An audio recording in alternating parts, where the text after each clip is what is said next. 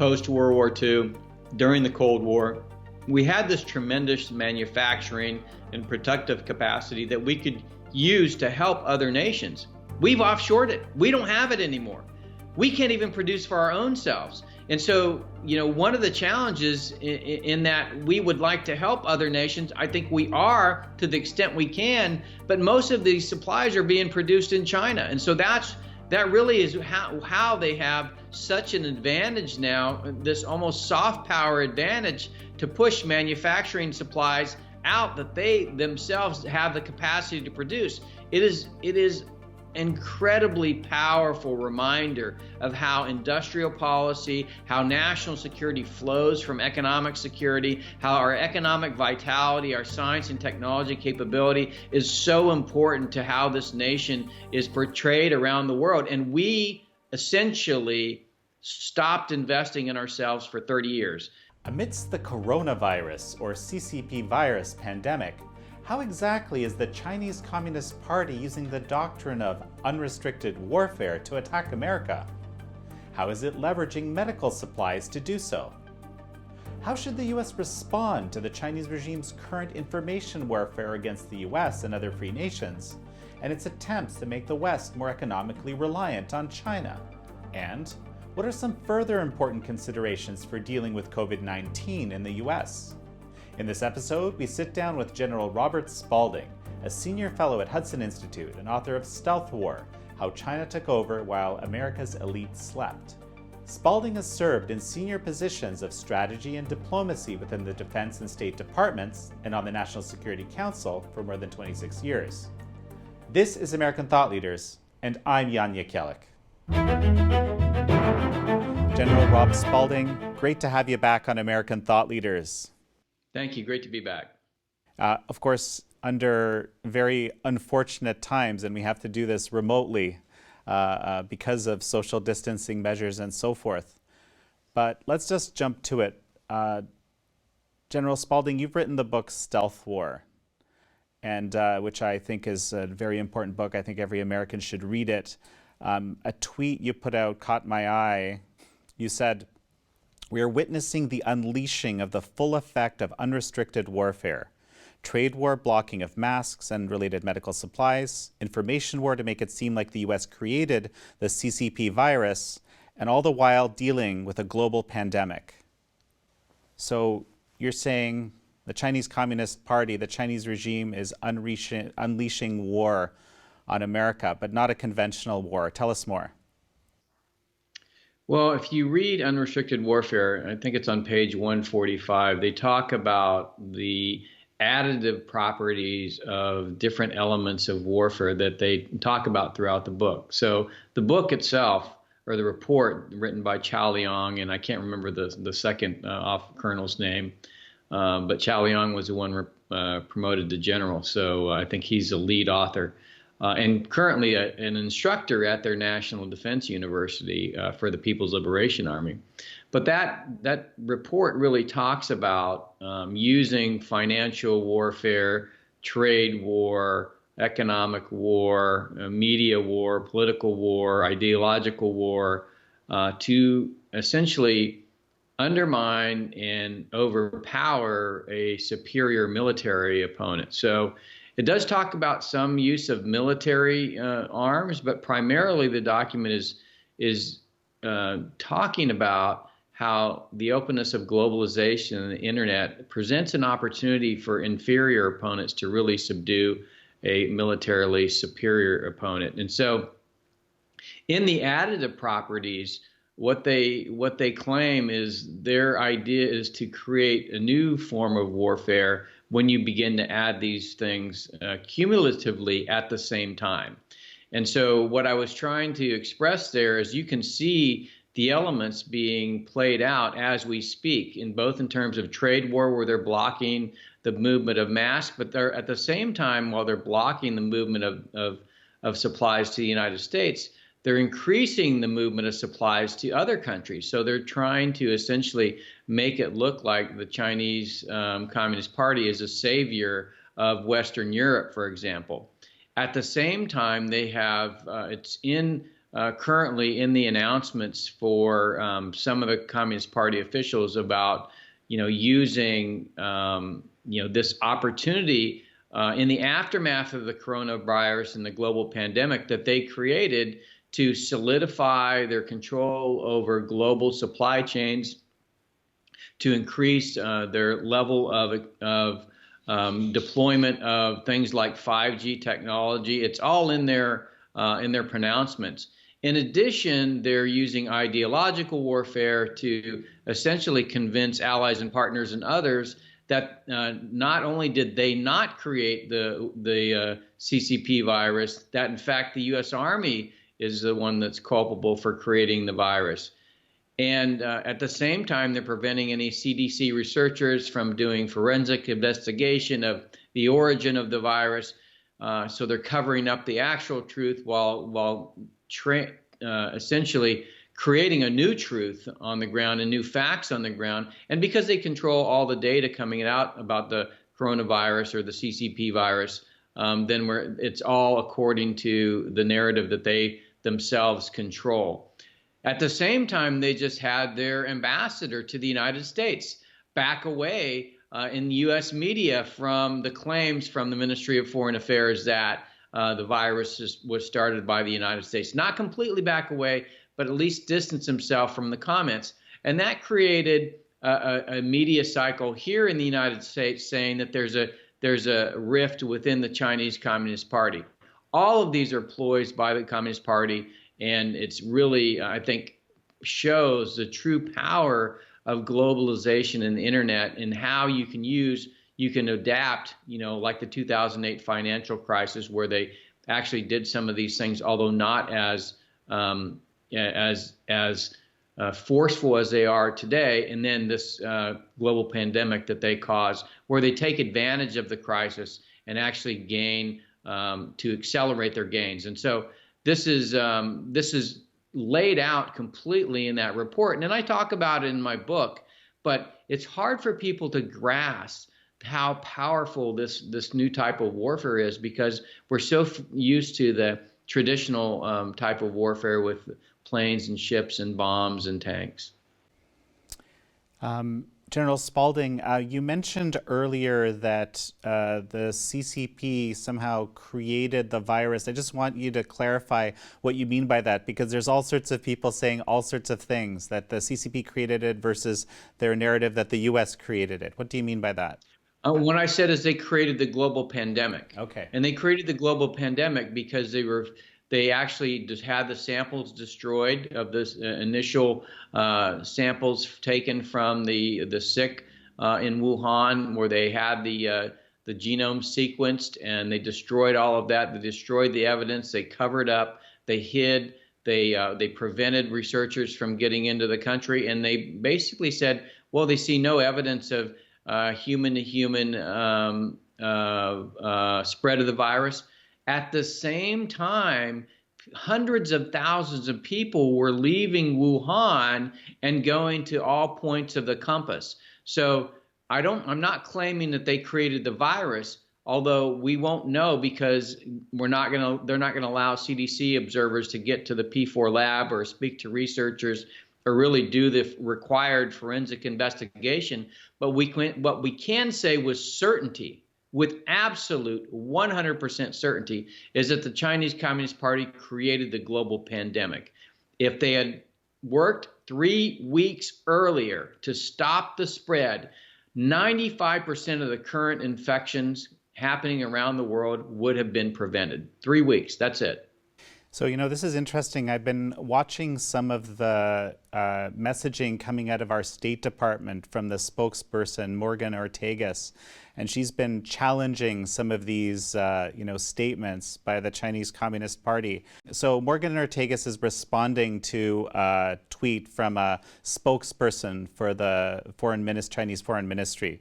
And she's saying, nonsense. You call it highly pathogenic now, but last month your officials blocked a WHO report from calling COVID-19 a, quote, dangerous pathogen.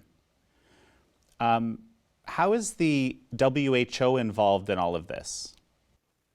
Well, first of all, let's go to that quote that you just read to me. So she used the term COVID-19. That term was actually negotiated between the WHO and the Chinese Communist Party. So in fact, even when we are counteracting Chinese propaganda, Chinese Communist Party propaganda, we in some ways are still perpetuating Chinese Communist Party propaganda because we allow them to name things. And this naming things is very powerful. And I've talked about this before, how China seeks to put their own name on something in order to control essentially how that is portrayed. So that's one way that they still, even within that, as she's countering propaganda, she's allowing the Chinese Communist Party to control the narrative. But the WHO, it's clear that the WHO is under the influence of the Chinese Communist Party. Every action they've taken is to make the Chinese Communist Party look better, and really they've enabled the Chinese Communist Party to actually create this global pandemic. They're the ones that could have stepped in and actually acted much sooner to call this a national emergency, to call it or an international emergency, to call it a potential for a global pandemic, to talk about human-to-human spread of the disease. But they actually failed to do that. They failed to be aggressive, and they're not aggressive when it comes to the Chinese Communist Party because they're influenced by them. You know, I've said this in another interview. Presumably, they seek to not lose access to the 1.3 billion people in China. But then I guess I'm asking myself the question, how much access do they really have to real information?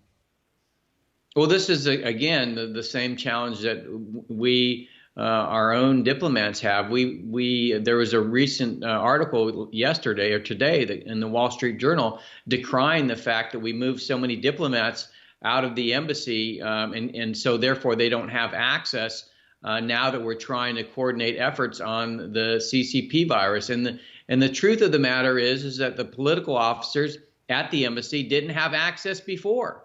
In fact, when I was the defense attaché in Beijing, I negotiated the return of the UUV because I was the only one in the embassy that actually had access, and I had access through the People's Liberation Army. The political officers had no access to the Ministry of Foreign Affairs. In fact, the Ministry of Foreign Affairs wouldn't speak to them. And many times they would not grant them an audience. And so this idea that because we moved personnel and their families out of China to protect them from the CCP virus, that we're somehow, culpable for the fact that we can't cooperate on, protecting against this global pandemic. It just really goes to show how uninformed people are about what the true nature of the Chinese Communist Party is and what the nature of our relationship is. It's a one-sided relationship. They dictate the terms. And for the most part, for the last 30-something years, we've been accepting those terms. What we've said is no longer are we going to accept those terms. We're going to create fairness and reciprocity in the relationship.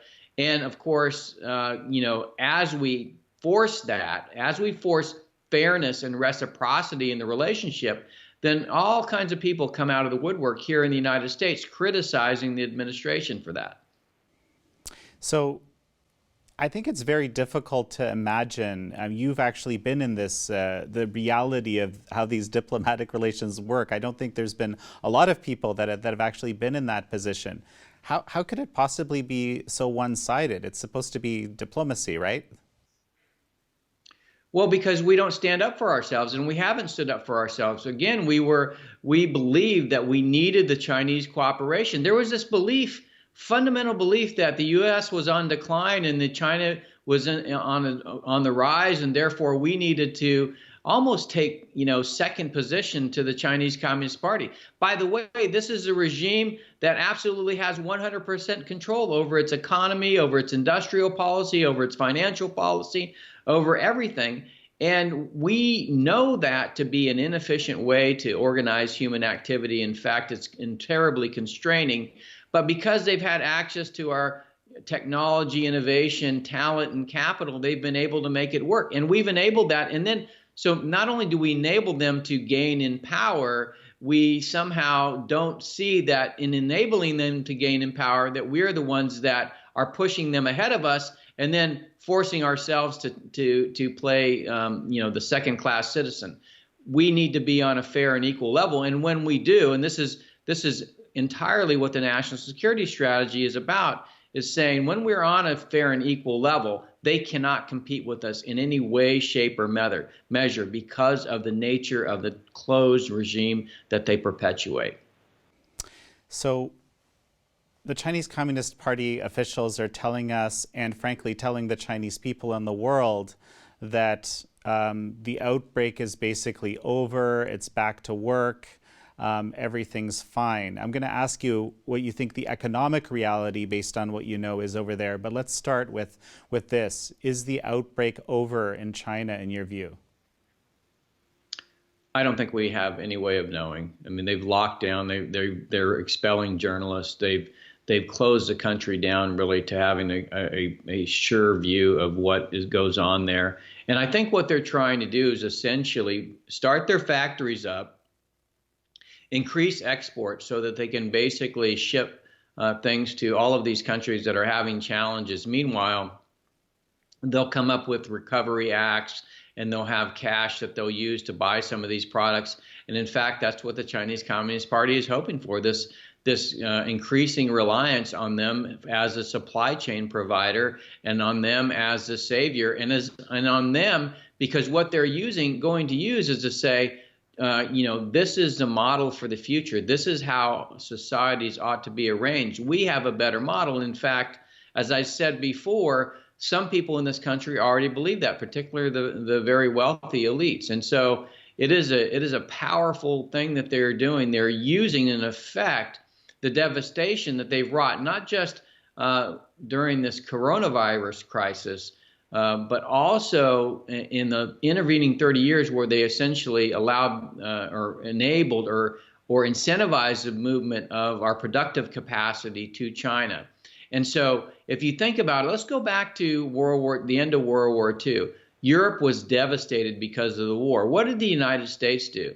We had the Marshall Plan. We gave money to rebuild the industrial capacity of Europe so that they could stand on their own 2 feet.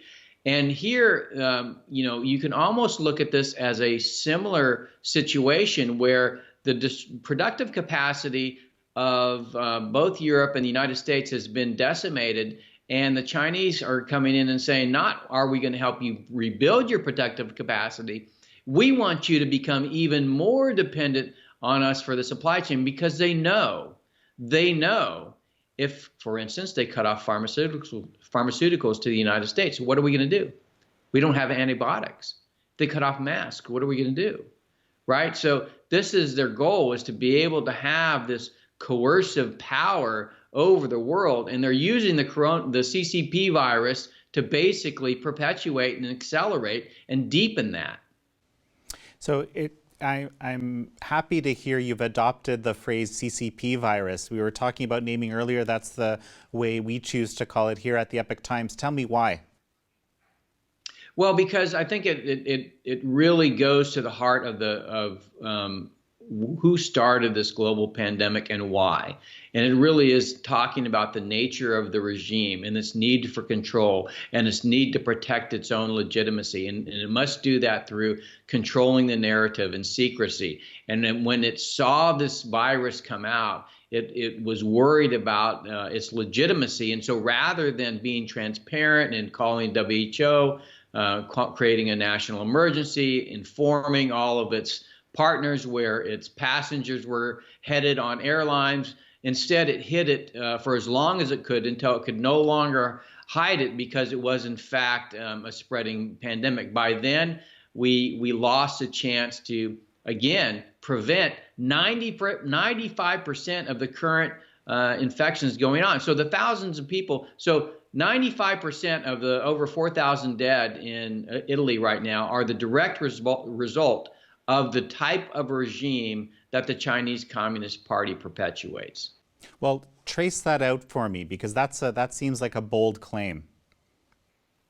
Well, so as I said, they hid the evidence of the coronavirus in the very beginning. They prevented a national emergency from being called. They prevented the CDC and WHO from coming in. When you do all that and you don't take drastic measures immediately when they found this to essentially begin the things that they did, subsequently, then you really let this out into the world. They could have kept it contained in Wuhan, and they let it basically escape into the world. But how can we say this 95% number? Are you referring to, I saw there were some studies done on this. Are you referring to one of those, or? Yes, I'm referring to the study that talks about, if we would have, announced even a week earlier, we would have had 64% less infections. If it would have been 2 weeks, it would have been 85 or 84%, and then 3 weeks it would have been 95%. Is the study that I read put out. And it really, if you think about it, at the same time they were saying there was no human-to-human infection that they noticed, which was a lie. Almost on the very same day, hundreds of thousands of people were flying out of Wuhan on airliners and on trains. Now, General Spalding, this no human-to-human transmission, which I think was said by the WHO on January 13th. We'll have to fact-check that, but that's my recollection. Did that actually influence U.S. policy, do you think? Well, I think it did, because if we had known there was human-to-human transmission, and we had known that of the seriousness of this, I think we would have moved to act sooner to close off air travel between the United States and China. As it was, the president acted fairly quickly because of the fact that we didn't have the full information. He was soundly criticized for it. And of course, it's turned out that he made a great decision, but he could have made an even better decision if the Chinese Communist Party hadn't covered up and hid the information. So let's jump back to this, economic scenario. All these economies around the world are shutting down progressively. I was just reading that Modi is shutting down all of India, which I can't even imagine what that actually means or looks like, frankly. But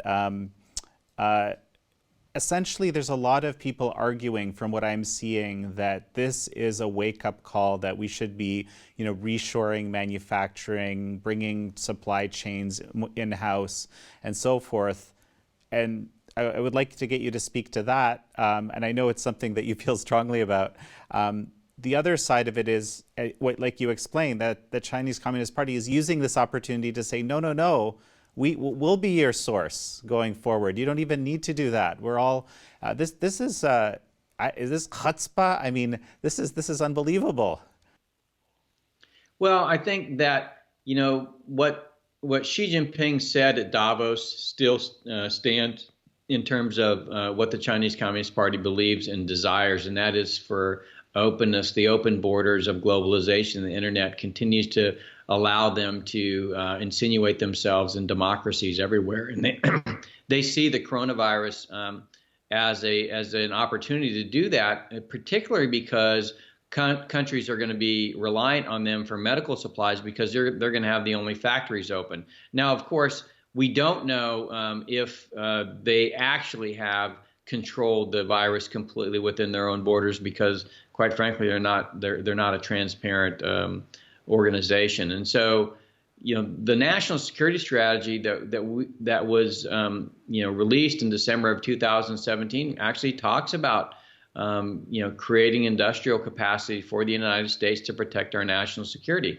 I think this crisis, the CCP virus crisis, has actually really reinforced that to the American people, how important it is that we have our own supply of drugs, and certainly the weapon system components that we need to defend ourselves, and masks, and all kinds of other goods that are really important for protecting the population.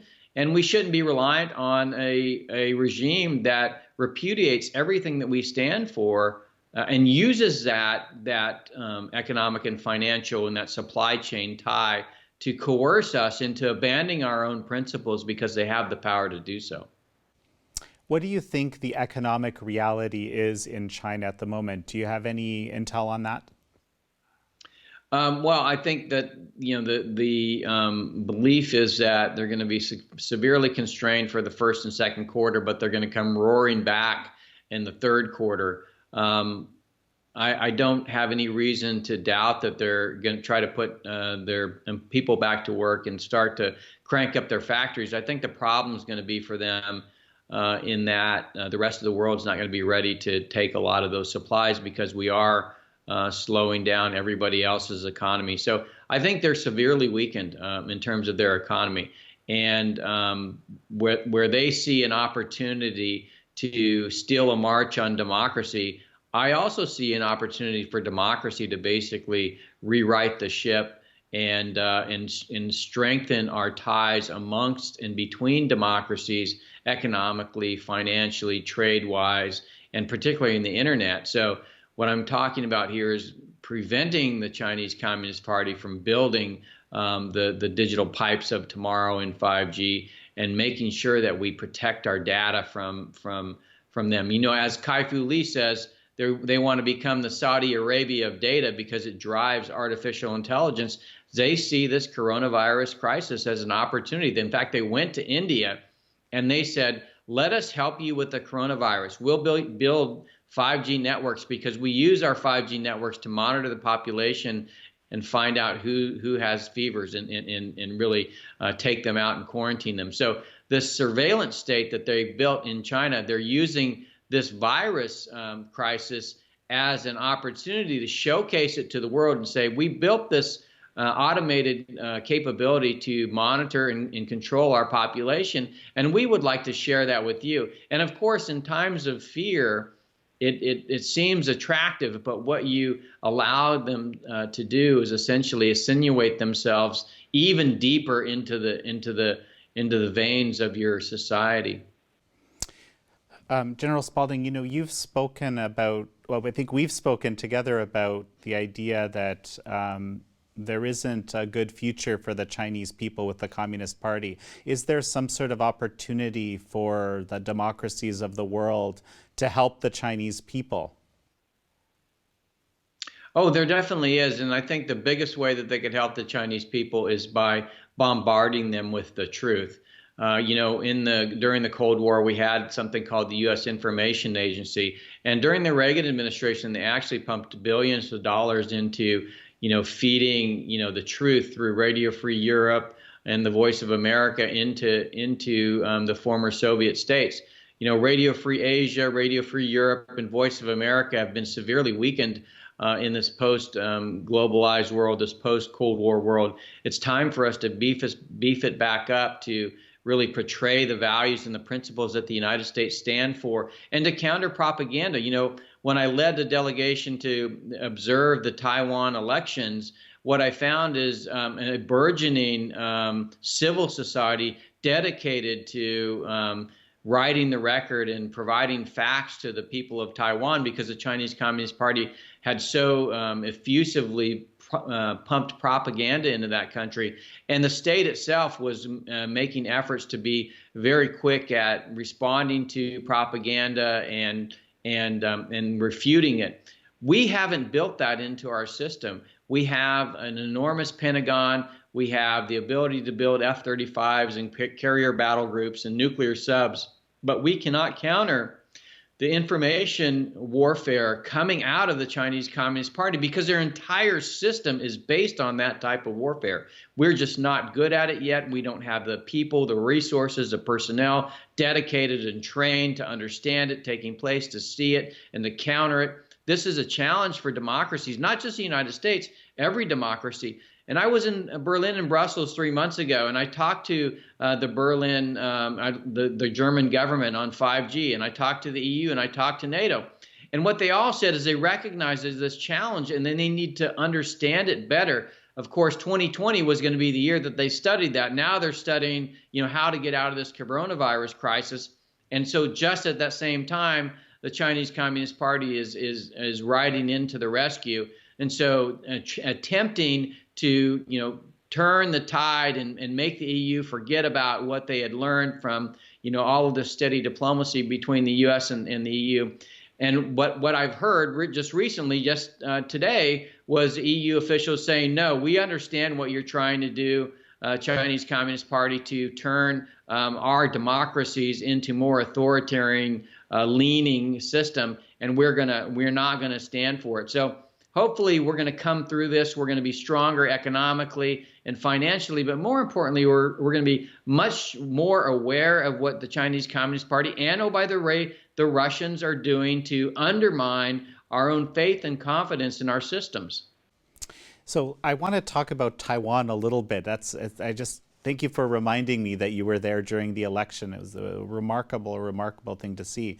But so what could the U.S. government, the U.S. administration do right now to shore up this, call it promotion of U.S. values or information warfare on the American side and frankly of any nation in the free world?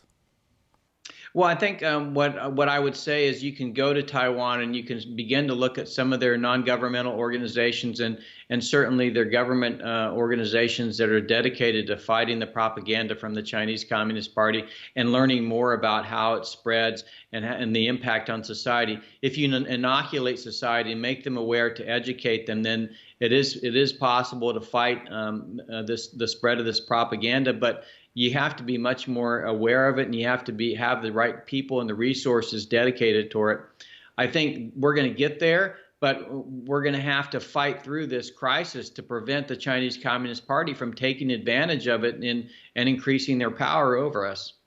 You know, and with respect to Taiwan, it's very interesting. You know, Taiwan is excluded from the WHO.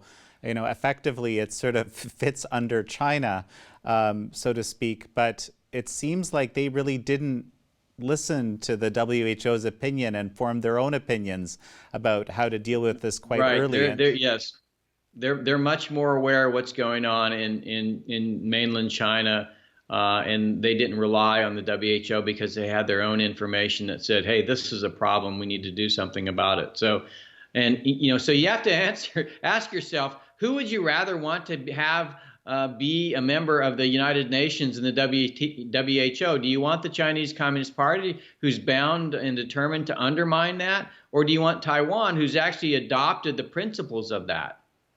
Let's talk about the economic situation here in the US and the social situation. There seems to be this kind of tension between the need to basically contain the virus, to slow its spread, to prevent the kind of overflow of the existing healthcare facilities and resources, and at the same time, basically not devastating the economy, which has already, basically been ground to a halt. I know you have some strong thoughts on this. We've talked about this earlier. Please tell me a bit more about how you see this. Yeah, so first of all, let's go back to the fact that we could have prevented this pandemic by controlling it very, very early. And so now we have the spread of something that we're not quite sure about how infectious it is, how fatal it is once you get it. What are the percentages? We didn't get good transparent data from China. I just saw a report that says that the virus itself lives for 17 days in the wild, which is really, I think, unprecedented. And so we didn't have any on cruise ships, yes. And so you have all of this information coming to light subsequent to its escape from China. So now you have to deal with the fact, what are the actual numbers coming out, and what people, what I call them, hype artists, are trying to say is, if we don't essentially lock down this nation for 5 months, we're going to have millions dead. And I say, well, okay, well, show me the data where that comes from. And the data that comes from is models that are based on infectious diseases and the spread of infectious diseases. The problem with models, and this is true whether you're talking about in epidemiology or in economics, any statistical model is the assumptions. What are you basing the assumptions for the model on? And if you look at those models, the assumptions that they put into the models don't reflect the actual data coming out of even the worst hit like Italy. And when you actually plug in the real numbers, the infection and the fatalities actually go down to something much more resembling the flu, not the millions of dead in America that these people are claiming. And so when you look at that and you say, okay, but you do have, after 1 week of this closing of the country, you have 3 million layoffs already, and you're facing millions more, and the prospect of tens of thousands of companies going out of business that will create severe social disruption and devastation in our population. Then you have to say, and this way, oh, by the way, is why the president has to make a command decision on, what is a better thing? Do we continue to keep the country closed? Do we take prudent measures and open it back up? In fact, you can look at how Hong Kong and Singapore handled it differently in the schools. Hong Kong closed the schools, Singapore did not. You did not see very much different in the numbers. In fact, the Hong Kong people last week were protesting in the streets, in spite of the fact that they're facing the CCP virus. So the models are incorrect. They clearly have worst case scenario assumptions built into them. What we're actually seeing out of the data is much more like the common flu, maybe a little bit more severe. And that's not to say that I don't agree with social distancing and trying to flatten the curve to allow our medical system to respond, to allow the production of the equipment and the type of remediation drugs that are needed. But we can't shut it down for 5 months. We probably at the end of next week have reached our limit where we go much longer, and we're creating permanent damage to the economy in a way that may take a decade at least to come out of. And so these are the things that have to be weighed by the president. And I think what he's going to do is he's going to weigh the challenges to our economy, the challenge to our population. He's going to take into account the fact that we need to protect the sick and the elderly. And he's going to make a decision that really probably, I'm guessing, puts us back to work, but does so in a kind of a staggered manner. People that are less at risk can go back to work. Those are more at risk can voluntarily decide to stay home. And then the government will take care of them. So, and all of this is happening in the context of the Chinese Communist Party, basically, as we've been discussing, coming out into the world and saying, okay, we're gonna act to solve your problems right now. So, aside from the information warfare that we already discussed, what should the U.S. government be doing? Because, as we've discussed before, this is the existential threat, right? Yeah, this is really unprecedented in that, if you go back to other times in our history, particularly post-World War II, during the Cold War, we had this tremendous manufacturing and productive capacity that we could use to help other nations. We've offshored it. We don't have it anymore.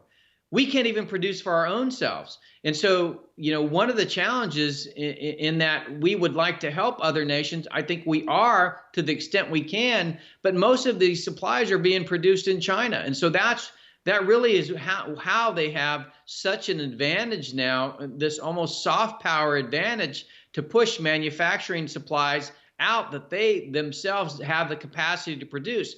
It is incredibly powerful reminder of how industrial policy, how national security flows from economic security, how our economic vitality, our science and technology capability is so important to how this nation is portrayed around the world. And we essentially stopped investing in ourselves for 30 years. We have an opportunity now to really to go back on that, to revisit that, to rebuild our manufacturing capacity, infrastructure, STEM education, research and development, and build a world-class society. And it's terrible and tragic that we had to find this out on the backs of a global pandemic. But inevitably, this is how policy change comes, only through really being kind of knocked around a bit. Then you realize that you made some strategic errors that need to be rectified.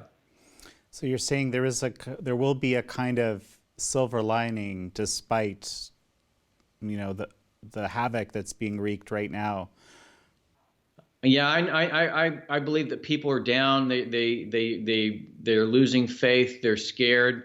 But I'm telling you, I believe this country is going to come back stronger than ever. It's going to rise like a phoenix out of the ashes of globalization and the internet, and we're going to show the world what it is to be a free country where we protect civil liberties and human rights and rule of law and free trade, and we actually promote that not just in our own country but abroad. And we're going to work with our allies and partners to help strengthen that. This is a great opportunity to be alive, I think, in the United States, and to really be witnessing the rebirth of democracy once again.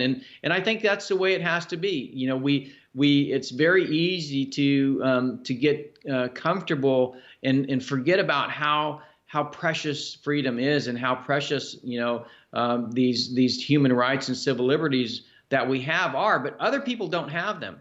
And to the extent that we don't pay attention to that, it's very easy for us to lose focus and to lose them. General Rob Spalding, such a pleasure to speak with you.